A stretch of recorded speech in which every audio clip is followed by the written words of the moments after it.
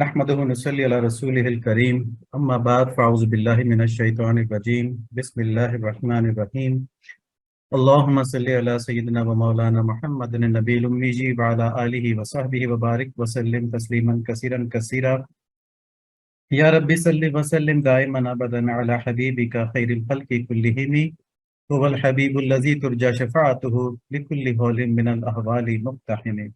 ہم بات کر رہے تھے اہل بیت رضوان اللہ علیہم، ان کے فضائل کے بارے میں۔ اہل بیت کون ہے؟ نبی صلی اللہ علیہ وآلہ وسلم کے گھر والے، اس کے اوپر پچھلے سیشن ہو چکے ہیں۔ ہم ابتدا حضرت سیدنا ابو بکر صدیق رضی اللہ تعالیٰ عنہ کے اس قول سے ہی کرتے ہیں کہ آپ نے فرمایا کہ محمد صلی اللہ علیہ وآلہ وسلم کی رضامندی آپ کے اہل بیت کی محبت میں تلاش کرو۔ تو جو انسانوں کے اندر انبیاء علیہ الصلوۃ والتسلیمات کے بعد سب سے افضل ہیں حضرت ابوبکر صدیق رضی اللہ تعالیٰ عنہ، وہ ہم کو یہ تلقین فرما رہے ہیں کہ اگر نبی صلی اللہ علیہ وآلہ وسلم کی رضامندی حاصل کرنی ہے تو اس کا ایک لازمی اور آسان ترین طریقہ یہ ہے کہ اہل بیت سے محبت کی جائے۔ امہات المومنین کے خصوصی فضائل آج ہم بیان کریں گے انشاءاللہ۔ تو اس کو ہم شروع کرتے ہیں سورہ احزاب کے آیات کی روشنی میں۔ سورہ احزاب کی آیت نمبر 6 ہے۔ اللہ تعالیٰ نے فرمایا کہ پیغمبر مومنوں پر خود ان سے بھی زیادہ حق رکھنے والے ہیں، یعنی کہ ہماری جانوں کے مقابلے میں ہمارے اوپر اللہ کے نبی صلی اللہ علیہ وآلہ وسلم کا زیادہ حق ہے۔ اس بات کو سمجھنا ہے تو یہ سمجھ لیں کہ اگر ہماری جان آپ صلی اللہ علیہ وآلہ وسلم کے لیے جاتی ہے تو جائے، ہمارا کام یہ ہے کہ ہم آپ صلی اللہ علیہ وآلہ وسلم کی ذات مبارکہ کے لیے اور آپ کے دین کے لیے اپنے آپ کو وقف کر دیں۔ تو یہ ایک بات ہو گئی۔ دوسری بات کیا ہے؟ اور پیغمبر کی بیویاں مومنوں کی مائیں ہیں۔ تو امہات المومنین کیوں کہا جاتا ہے مومنوں کی مائیں؟ کیونکہ قرآن شریف میں اللہ تعالیٰ نے بتا دیا ہے کہ مومنوں کی مائیں جو ہیں وہ یہ نبی صلی اللہ علیہ وآلہ وسلم کی ازواج مطہرات ہیں۔ تو اللہ تعالیٰ ہمارے لیے ماں تجویز کر رہے ہیں، تو بہترین اللہ تعالیٰ نے خواتین چنی ہوں گی نا اس کے لیے، جن کو کہ پوری امت کا ماں بنایا جا رہا ہے۔ پوری امت میں ہم جیسے گناہ گار بھی ہیں اور بہت بڑے بڑے لوگ بھی ہیں، جیسے حضرت امام ابو حنیفہ رحمۃ اللہ علیہ، صحابہ کرام خود بھی، صحابہ کرام کے بعد فقہاء کرام اور اولیاء کرام، بڑی بڑی شخصیات، امام بخاری، شیخ عبد القادر جانی رحمۃ اللہ علیہ، ان سب کی مائیں بھی کون ہیں؟ یہ امہات المومنین ہیں۔ تو جب اتنے نیک اور اتنے بڑے لوگوں کی مائیں اللہ تعالیٰ تجویز فرما رہے ہیں تو ان خواتین کی اپنی کیا حیثیت ہوگی، تقویٰ کی، پاکیزگی کی اور اللہ تعالیٰ کے ہاں مقبولیت کی۔ ہمیں یہ بات سمجھنی چاہیے۔ سورہ احزاب کے اندر آیت نمبر 28 میں اللہ تعالیٰ فرماتے ہیں کہ اے نبی، اپنی بیویوں سے فرما دیں کہ اگر تم دنیا کی زندگانی اور اس کی زینت چاہتی ہو تو آؤ میں تمہیں کچھ دے دلا دوں اور تمہیں اچھائی کے ساتھ رخصت کر دوں۔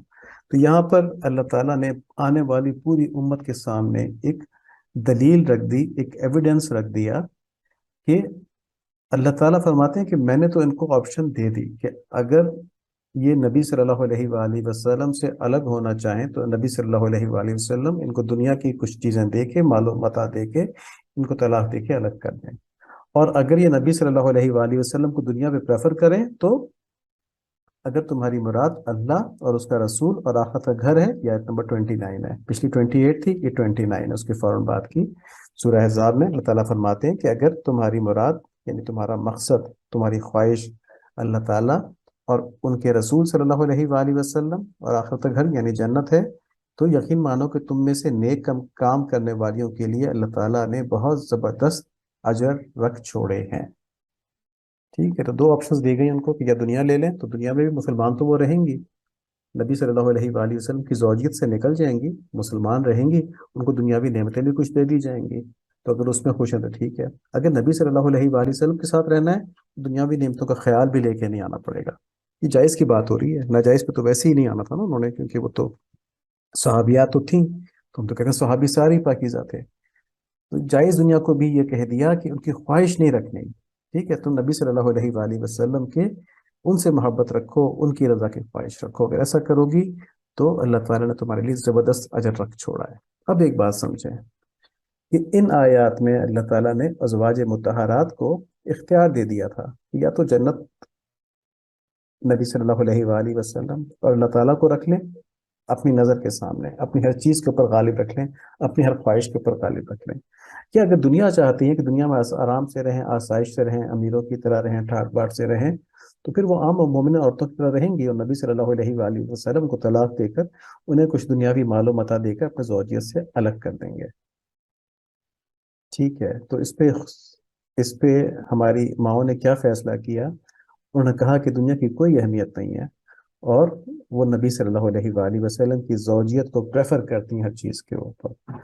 اس کا کیا ثبوت ہے کہ میں یہ فیصلہ کر لیا؟ یہ دلوں کی بات ہے نا، یہ تو دلوں کا حال ہے. اس کا ثبوت یہ ہے کہ آپ صلی اللہ علیہ وآلہ وسلم نے اپنی ازواج میں سے کسی کو طلاق نہیں دی. اس سے ثابت ہوا کہ ان مبارک ہستیوں نے آپ صلی اللہ علیہ وآلہ وسلم کی زوجیت کو تمام دنیاوی خواہشات پر ترجیح دی، اور ان کے اسی فیصلے کی بنا پر اللہ تعالیٰ نے آپ صلی اللہ علیہ وآلہ وسلم کو ان ازواج مطہرات کو طلاق دے کر ان کے بدلے کسی اور سے شادی کرنے سے منع فرما دیا تھا. تو یہ ہم سورہ حجرات کی اگلی آیت دیکھتے ہیں، لیکن خلاصہ کیا ہوا یہاں جو ہم نے بات کی وہ یہ کہ ازواج مطہرات جو نو کی نو تھیں، وہ آپ صلی اللہ علیہ وآلہ وسلم ہی سے محبت رکھتی تھیں، اللہ ہی سے محبت رکھتی تھیں، اور آخرت کے گھر ہی سے محبت رکھتی تھیں، اور دنیا کی کوئی رغبت ان کے اندر نہیں تھی. اور اس کا ثبوت یہ کہ نبی صلی اللہ علیہ وآلہ وسلم نے ان کو اپنے ساتھ رکھا، ان کو طلاق دے کے الگ نہیں کیا، مال و متاع دے کے، جو کہ اوپر کی آیت میں اللہ تعالیٰ نے حکم دیا تھا کہ اگر یہ الگ ہونا چاہیں، دنیا رکھنا چاہیں تو وہی دے دو. اور دوسرا، اللہ تعالیٰ نے نبی صلی اللہ علیہ وآلہ وسلم کو فرمایا کہ اس کے بعد اور عورتیں آپ کے لیے ہلاک نہیں ہیں، حلال نہیں ہیں، اور نہ یہ درست ہے کہ ان کے بدلے، یعنی ان ازواج مطہرات کے بدلے، آپ اور عورتوں سے نکاح کریں، اگرچہ ان کی صورت آپ کو اچھی بھی لگتی ہو، مگر وہ جو آپ کے غلام مملوکہ ہیں، اور اللہ تعالیٰ جس کا نگہبان ہے. تو اس میں جو یہ پورشن ہے کہ ان کے بدلے اور عورتوں سے نکاح کریں، یعنی ان کو طلاق دے کے اپنے سے الگ کر دیں اور ان کے بدلے میں کسی اور کو لے آئیں، اس بات کی سورہ احزاب کی آیت نمبر 52 میں ممانعت ہو گئی. تو اس سے یہ ثابت ہو گیا کہ اس ازواج مطہرات نے اپنے شعوری فیصلہ کرتے ہوئے دنیا کے مقابلے میں اللہ اور اس کے رسول کو ترجیح دی.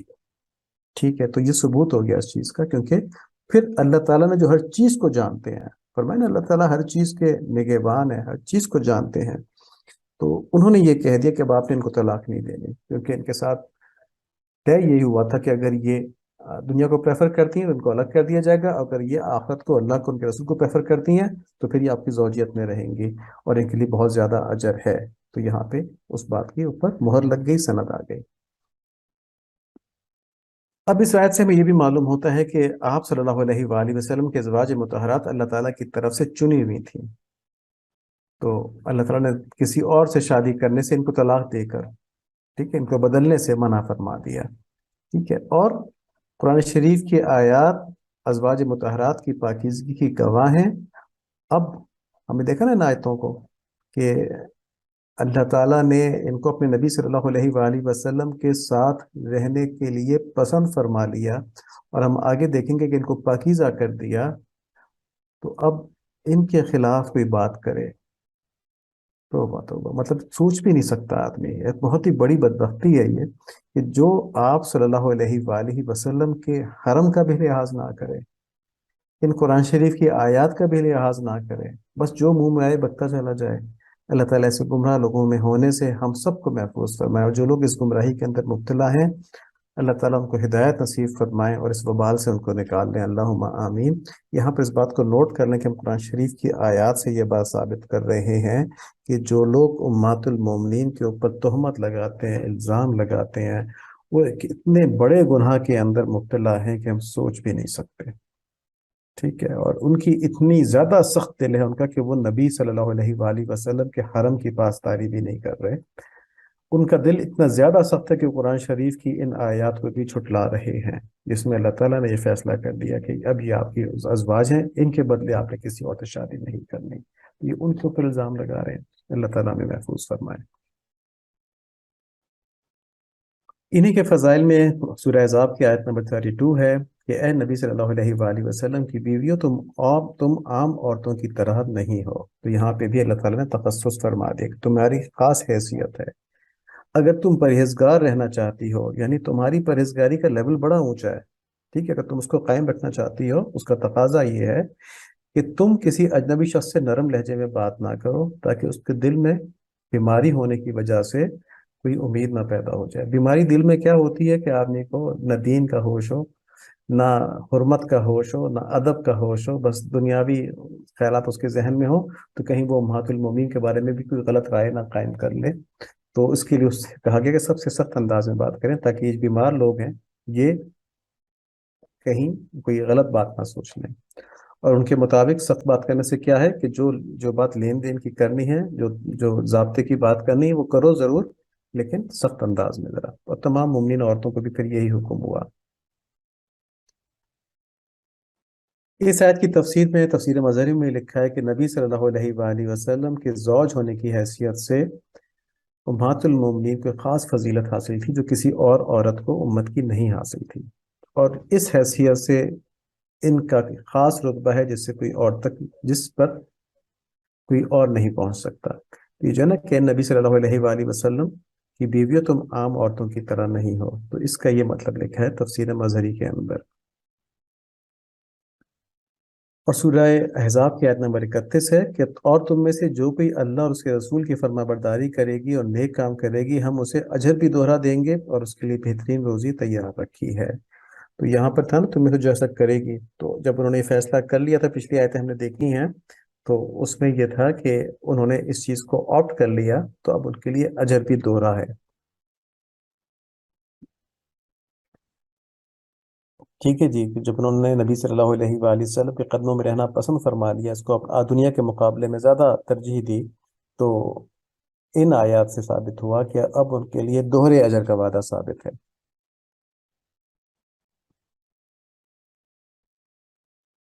اور یہ وہ آیت ہے جس میں کہ اللہ تعالیٰ نے ان کی پاکیزگی کے بارے میں بڑا صاف فرما دیا۔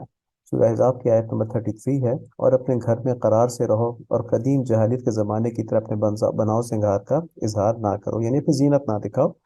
اور وہ کب ہوتا ہے؟ جب کسی کام سے باہر نکلیں تو پردے کے احکامات آئے تھے، ٹھیک ہے؟ تو اور نماز ادا کرتی رہو، زکوٰۃ دیتی رہو، اور اس اللہ اور اس کے رسول کی اطاعت گزاری کرو۔ اللہ تعالیٰ یہ چاہتا ہے کہ تم سے وہ ہر قسم کی گندگی کو دور کر دے اور تمہیں خوب پاک بنا دے، ٹھیک ہے؟ تو جب ہمارے پاس تاریخی روایات بھی موجود ہیں اور ہمارا ظاہر ہے گمان بھی یہی ہے، اگر روایات نہ بھی ہوں تب بھی ہم کو یہ ایمان کے ذریعے سے معلوم ہے کہ ازواج مطہرات انتہائی پاکیزہ زندگی گزارتی تھیں، اور ان ساری باتوں کے اوپر جو یہاں لکھی ہوئی ہیں کاربند تھیں، ٹھیک ہے؟ اس آیت کے بعد عورتوں کا بلا ضرورت گھر سے نکلنا منع ہو گیا، اور اگر کسی ضرورت کے تحت نکلیں بھی تو بناؤ سنگھار کر کے نکلنے کی ممانعت ہوگی۔ جیسے اگر فرض کریں کوئی عورت کوئی جاب کرتی ہے جو کہ ضروری جاب ہے، جیسے ڈاکٹر ہے وہ، تو خواتین کا علاج کرنے کے لیے خواتین ڈاکٹرز چاہیے، تو اب اس کو میک اپ کر کے جانا جائز نہیں ہے۔ اسی طرح اگر وہ ٹیچنگ کر رہی ہے تو میک اپ کر کے جانا جائز نہیں ہے، اور اگر بازار جا رہی ہے تو میک اپ کر کے خوشبو لگا کے جانا جائز نہیں ہے، ٹھیک ہے جی؟ تو یہاں سے یہ بات بھی ثابت ہو گئی ہے، ضمنی طور پہ ایسی بتا دی۔ تو یہاں پہ اہل بیت کے بارے میں اللہ تعالیٰ نے فرمایا ہے کہ اللہ تعالیٰ چاہتے ہیں تم سے گندگی کو دور کر دیں، تمہیں خوب پاک کر دیں، ٹھیک ہے جی؟ تو جو اللہ تعالیٰ چاہتے ہیں وہ تو ہو کے رہتا ہے نا۔ تو اہل بیت کے اندر ہماری ازواج مطہرات بھی شامل ہیں، حضرت علی رضی اللہ تعالیٰ عنہ بھی شامل ہیں، اور حضرت فاطمہ رضی اللہ عنہ ان کی اولاد بھی شامل ہے۔ اللہ تعالیٰ ہم سب کو ان کی خوب اور خاص محبت نصیب فرمائے، اللہم آمین۔ آخر میں ہم یہ بات کریں گے، یہ بھی حدیث ہے کہ نبی صلی اللہ علیہ وآلہ وسلم نے فرمایا اللہ تعالیٰ سے محبت کرو ان نعمتوں کی وجہ سے جس نے تم کو عطا فرمائی ہیں، اور مجھ سے محبت کرو اللہ تعالیٰ کی محبت کے سبب، اور میرے اہل بیت سے میری خاطر محبت کرو۔ تو آپ صلی اللہ علیہ وآلہ وسلم خود فرما رہے ہیں کہ میرے اہل بیت سے محبت کرو میری خاطر، اگر تم مجھ سے محبت کرتے ہو تو۔ اللہ تعالیٰ ہمیں نصیب فرما دے محبت، اللہ تعالیٰ ہماری مدد فرمائے۔ سبحانک اللہم و بحمدک اشہد ان لا الہ الا انت استغفرک و اتوب الیک۔ اللہم صلی علی سیدنا مولانا محمد النبی الامی وعلی آلہ وصحبہ وبارک وسلم تسلیما کثیرا کثیرا۔ یا اللہ اپنی رحمت سے، اپنے فضل سے، اپنے کرم سے ہمارے اس کام کو ہمارے لیے آسان فرما دیں، اس کو قبول فرما لیں اور اس کو مؤثر فرما دیں، اور ہماری زندگیوں کو اس میں جوڑ دیں کہ ہم خود بھی دین سیکھیں اور امت کے اندر دین پھیلانے کے بھی ہم آپ کی طرف سے توفیقات ملنے کی سبب، اس کا سبب ہم بھی ایک سبب بن جائیں، ہم بھی ایک ذریعہ بن جائیں۔ اللہم آمین بحرمت النبی الکریم علیہ وعلی آلہ الصلاۃ والتسلیم، آمین۔ السلام علیکم ورحمۃ اللہ وبرکاتہ۔